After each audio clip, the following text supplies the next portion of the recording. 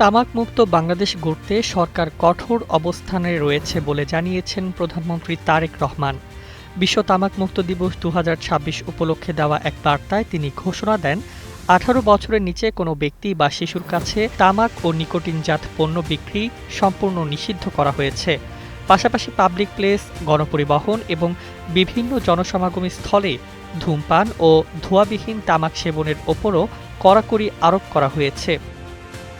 প্রধানমন্ত্রী বলেন, তামাকে থাকা নিকোটিন মারাত্মক আসক্তি তৈরি করে এবং এটি হৃদরোগ, স্ট্রোক, ক্যান্সার সহ বিভিন্ন অসংক্রামক রোগের অন্যতম প্রধান কারণ।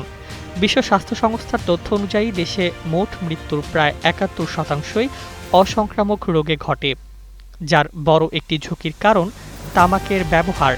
প্রতি বছর প্রায় ১,৯৯,০০০ মানুষ তামাকজনিত রোগে প্রাণ হারান। সরকারের নতুন নির্দেশনায় শিক্ষা প্রতিষ্ঠান, হাসপাতাল, ক্লিনিক, খেলাধুলার মাঠ ও শিশু পার্কের ১০০ মিটারের মধ্যে তামাক বিক্রি নিষিদ্ধ করা হয়েছে। এছাড়া প্রিন্ট, ইলেকট্রনিক ও সামাজিক যোগাযোগ মাধ্যম সহ সব প্ল্যাটফর্মে তামাকজাত পণ্যের বিজ্ঞাপন, প্রচারণা ও প্রমোশন বন্ধের কথাও উল্লেখ করা হয়েছে।